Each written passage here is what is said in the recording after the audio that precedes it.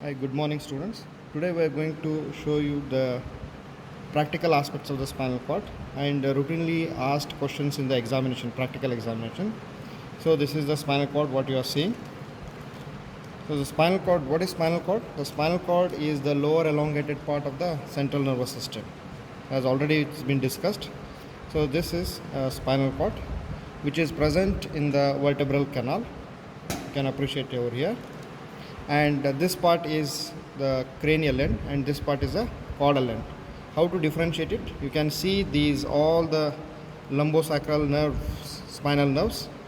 So this part where you can see this bundle of fibers, this is called as cauda equina. This is present towards the caudal end, and this part is the cranial end. So it is located in the vertebral canal. The approximate length of the spinal cord is around 45 centimeters and weight is around 30 grams. So the spinal cord, as I told you in the earlier classes, it starts, this is the beginning here, it starts from the lower part of the medulla oblongata. So, and it continues downwards in the vertebral canal and it terminates at the level of L1 vertebra, lower border of L1 vertebra in case of adults. Whereas in case of children, it ends approximately at the level of L3 vertebra. So whenever you are doing the lumbar puncture, the space is preferred is between L3 and L4 vertebra or L4 or L5 vertebra. The spinal cord is covered by the meninges. Okay, as brain is covered by the meninges, spinal cord is also covered by meninges. The outer covering, whatever you are seeing, this is the dura mater. So this spinal dura mater is single layer, only meningeal layer will be there, whereas cranial dura is having two layers, that is endosteal layer and meningeal layer. So this is the dura mater which is covering the spinal cord. Now, apart from that, inside the dura mater you have another covering that is not clearly visible, that is this layer you can see here. This is arachnoid matter, and just deep to the arachnoid matter, the innermost covering is pia mater, that is the vascular layer. The pia mater is having the modifications. There are four modifications of pia mater that mainly includes phylum terminal, then phylum terminal internum and externum. This is again further divided as phylum terminal internum and externum. Then you have ligamenta denticulata. Then you have linea splendens and subarachnoid septum. Now I will show you the phylum terminal.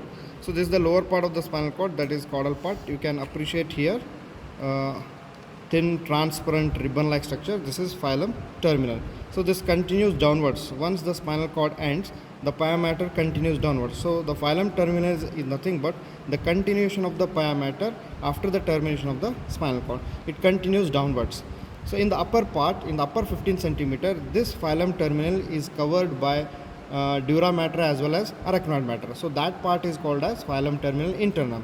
After that, the remaining part of the phylum terminal, that is approximately 5 centimeter, this is not covered by the dura mater and arachnoid mater, that is called as phylum terminal externum. So the other one, the important modification is ligamenta denticulata. You can appreciate here the ligamenta denticulata. This is ligamenta denticulata. These are tooth-like processes, modifications of the pia mater.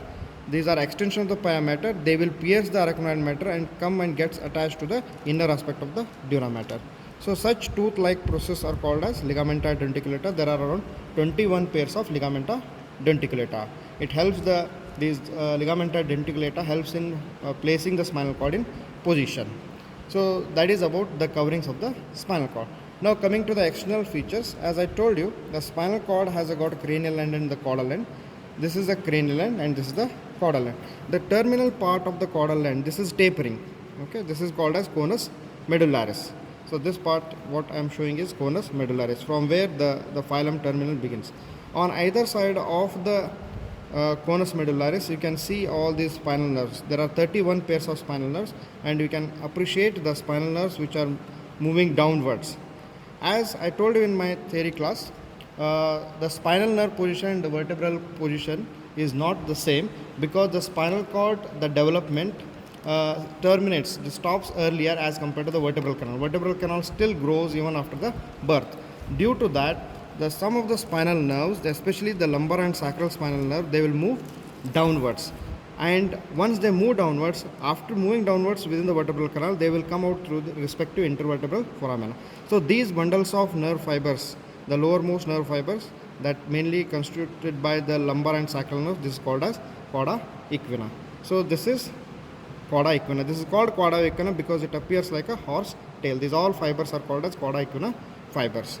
So this is about the spinal cord. And one more important feature, in the upper part of the spinal cord you can see there is a cervical enlargement. This part you can see there is a bulging. This is called cervical enlargement. In the lower part you can appreciate one more bulging, that is called as lumbosacral enlargement.